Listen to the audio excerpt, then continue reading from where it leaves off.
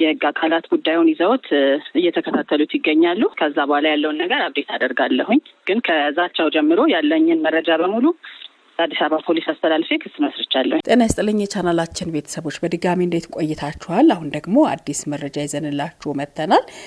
ከሰሞኑ እንግዲህ በተለይም ዳግማዊ ፀሐዬ አንድ ዛቻና ማስፈራሪያ እየደረሳት እንደሆነ በማህበራዊ ድረገጿ ላይ ማጋራቷን ተከትሎ በርካታ ሰዎች ሀሳብ አስተያየት እየሰጡበት ቆይተዋል። አንዳንዶች እንዲሁ ዝም ብለው ትኩረት ለመሳብ ነው ሲሉ፣ ሌሎች ደግሞ ግዴላችሁም እንዲህ አይነት ነገር ጥንቃቄ ሊደረግበት ይገባል የሚል ሀሳብ ሲያንሸራሽሩ ቆይተዋል። እንግዲህ ይህ ግለሰብ አድናን ሱልጣን እየተባለ ነው። የአንዲት ሴት ልጅ አባትና እንዲሁም ደግሞ ሚስትም ወይም ደግሞ ባለቤት ያለው ነው። ሆኖም ግን ለዳግማዊ የላከላት የድምጽ ማስጠንቀቂያ እጅግ በጣም የሚያስፈራና ጥንቃቄ ሊደረግበት የሚገባ ጉዳይ እንደሆነ በብዙዎች ሀሳብ ተሰጥቶበታል። ደግሞም ትክክል ነው። ዛቻና ማስፈራሪያ በሚከሰትበት ጊዜ ወደ ህግ አካላት ሄዶ ማሳወቅና ለራስም ለቤተሰብም ጥንቃቄ ማድረግ እንደሚገባ ምንም ጥርጥር የለውም። ምክንያቱም ጉዳት ከደረሰ ከተከሰተ በኋላ ሳይሆን አስቀድሞ ጥንቃቄ ማድረጉ የተሻለ ለውጥ ያመጣል። ምክንያቱም ችግሮች ከተከሰቱ ከደረሱ ከተጎዱ በኋላ ድረሱልኝ ቢሉ ወይም ደግሞ ቢያለቅሱ መፍትሄም ዋጋም የለውም። ነገር ግን አስቀድሞ ጥንቃቄ በሚደረግበት ጊዜ እነዚህ አይነት ነገሮችን በጥቂቱም ቢሆን መከላከል የሚቻልበት ሁኔታ ስላለ ማለት ነው።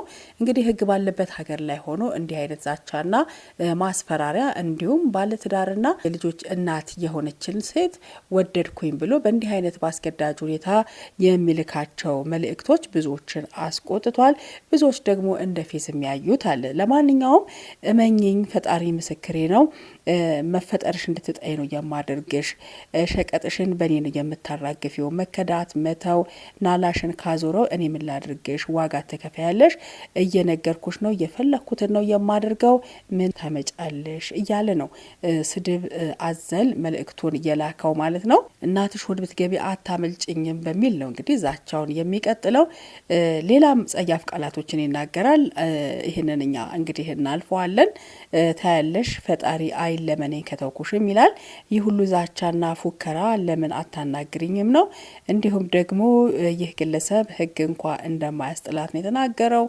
መቼም ዳጊ እናቷ እሁድ እንደማትመለስ የሚታወቅ ቢሆንም ነገር ግን አድራሻሽን ያለሽበትን ሁሉ በትኛለሁና የትም አታመልጭኝም፣ አሳግትሻለሁ፣ ከፈለግሽ ስልኬንም ፖስች እያለ ስልክ ቁጥርም ጭምር አስቀምጧል። ይህንን ተከትሎ እንግዲህ ዳግማዊት ዛሬ መልስ ሰጥታለች። እንደከሰሰችውና ይህንን ተመልክቶ ወደ ህግ አካል እንደሄደች ጭምር ነው የተናገረችው።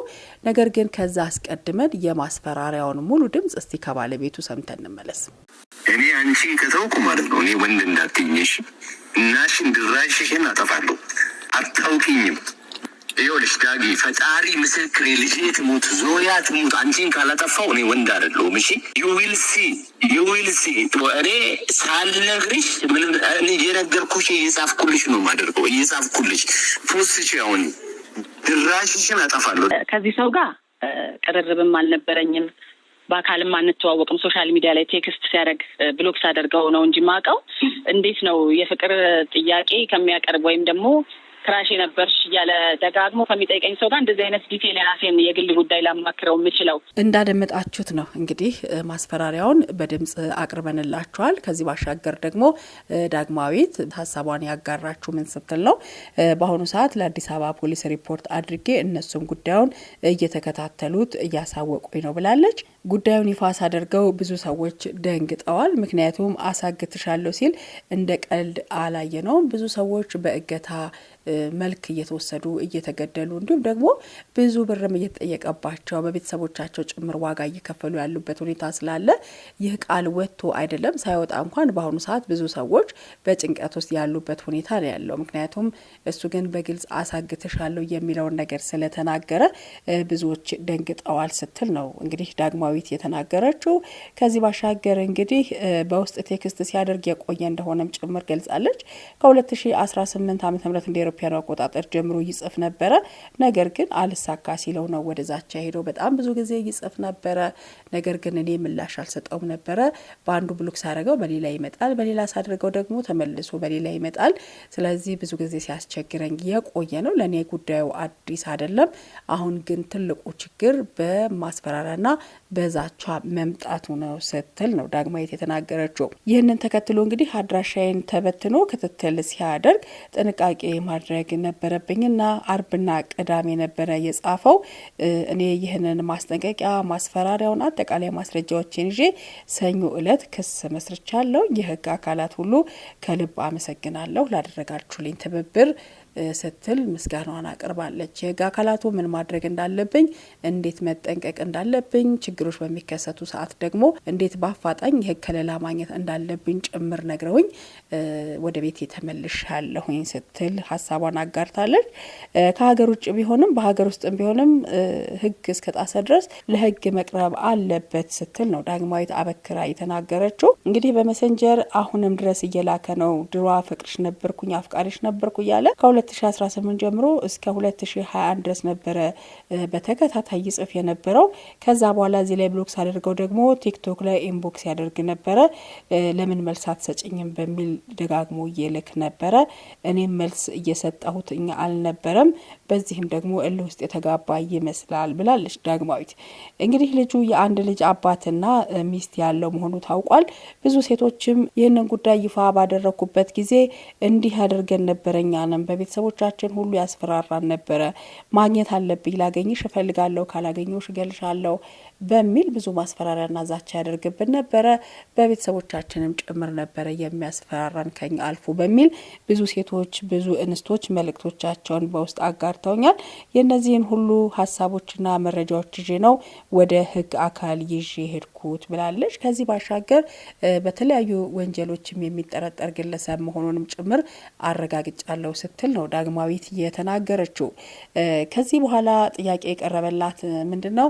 በቅርቡ ባለቤትሽ በሰይፉ ፕሮግራም ላይ ቀርቦ ነበርና የሱ መቅረብ ባንቺ ላይ ያሳደረው ስነልቦናዊም አካላዊም ይሁን ሌሎች ያሳደረው ተጽዕኖ አለው የሚል ጥያቄ ተነስቶላት ነበረ። ነገር ግን በፍጹም ስለዚህ መረጃ መስጠት አልፈልግም። እኔ ቀድሞ የገባሁትን ቃል የማከበር ሰው ነኝ። ስለዚህ ከዚህ ቀደም እዚሁ ሰይፉ ፕሮግራም ላይ ቀርበን የተናገርኩትን ቃል የማከብር የምጠብቅ ሰው ነኝ። ነገር ግን ከዚህ ቃለ መጠይቅ በኋላ በቀጥታ ልጆቼን ለማግኘት ወደ ትምህርት ቤታቸው ነው የሄድኩት። ምክንያቱም ወደ ትምህርት ቤት የሄድኩበት ዋናውና አንገብጋቢው ጉዳይ በአሁኑ ሰዓት ሶሻል ሚዲያውም የሆነ ሌላ መረጃ የሚፈልጉ ብዙ አካላት ይኖራሉና ምንም አይነት መረጃ እንዳትሰጥ ወደ ልጆቼ ሄጃለሁኝ። በተለይ ትልቋ ልጄ 6ኛ ክፍል እንደመሆኗ መጠን ቤት ውስጥም የምናደርጋቸውን የምንነጋገራቸውን ብዙ ነገሮች ልታውቅ ልትገነዘብ ስለምትችል ምንም አይነት መረጃ በማንም አካላት ብትጠየቅ መልስ እንዳትሰጥ፣ መረጃ እንዳትሰጥ ለመንገር ለማስጠንቀቅ ቀጥታ ወደ ትምህርት ቤት ነው የሄድኩት። ልጆቼን ካገኘሁና በዚህ ጉዳይ ላይ ውይይት ካደረኩኝ በኋላ በቀጥታ ወደ ቤቴ ተመልሻለሁኝ።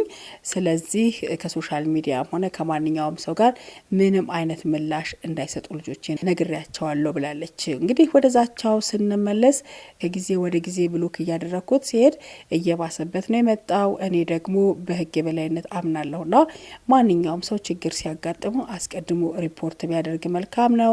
ከተጎዱ በኋላ ከማልቀስ አስቀድሞ ጥንቃቄ ማድረግ ያስፈልገዋል ብላለች። ምክንያቱም ብዙ እህቶቻችን በእንዲህ አይነት ሁኔታ ገመናቸውን በመሸፈን አደባባይ አንወጣም በማለትና የህግ አካላት መፍትሄ ያመጣ በሚል የሚያደርጉት ሂደት በኋላ ላይ ጥቁር አሻራ የሚጥል ጥቁር ጠባሳ የሚጥልና ከጉዳት የማይታደጋቸው ስለሆነ ማንኛውም ሴት እንደዚህ አይነት ጉዳይ እንደዚህ አይነት ችግር ሲያጋጥማት በቀጥታ ወደ ህግ አካላት መሄድና ማመልከት እንዲሁም ደግሞ ጉዳዩ በህግ ቁጥጥር ስር እንዲውል ማድረግ ተገቢነት ያለውና ጊዜ የሚሰጠው መሆን የለበትም ብላለች። ለማንኛውም ተጨማሪ መረጃዎችን እየተከታተልን የምናቀርብላችሁናል። በያላችሁበት መልካም ጊዜ እንደሆነላችሁ ተመኝተናል። በያላችሁበት ቸር ይቆየን።